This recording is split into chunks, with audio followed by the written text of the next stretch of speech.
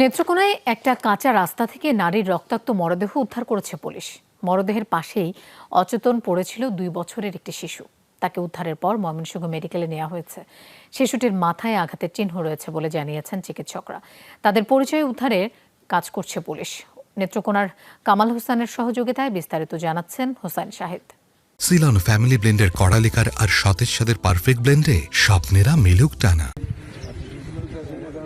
বুধবার সকালে নেত্রকোনার পূর্বধলা উপজেলার কাছিয়াকান্দা গ্রামের মেঠো পথে এক নারীর মৃতদেহ দেখতে পায় এলাকাবাসী। পাশেই পড়েছিল শিশুর নিথর দেহ। হাসপাতালে নেওয়া হয়েছে। দেখি মহিলাটি উপর হয়ে পড়ে আছে, তার মাথায় প্রচন্ড রক্তক্ষরণ এবং আশেপাশে রক্ত লেগে আছে। ধারণা করা হচ্ছে হয়তো কেউ তাকে মেরে এখানে ফেলে রেখেছে। পাশে একটা এই ছোট বাচ্চা, হয়তো 2 বছরের মতো হবে, এই বাচ্চাটা আপনার অচেতন অবস্থায় পড়ে রয়েছে। তারপরে এটা যখন পুলিশকে খবর দেওয়া হয়েছে, পুলিশ এটা উদ্ধার করছে। খবর পেয়ে ঘটনাস্থলে পৌঁছে পুলিশ শিশুটিকে অজ্ঞান অবস্থায় প্রথমে জেলা সদর হাসপাতাল নেওয়া হয়, পরে উন্নত চিকিৎসার জন্য পাঠানো হয় ময়মনসিংহ মেডিকেলে।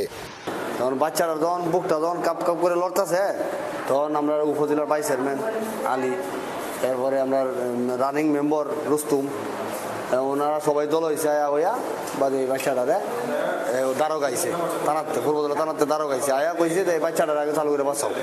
হাসপাতালে নিউরো সার্জারি বিভাগে শিশুটির চিকিৎসা চলছে, তবে এখনো জ্ঞান ফিরেনি। শিশুটির মাথায় আঘাতের চিহ্ন রয়েছে বলে জানিয়েছে চিকিৎসকরা।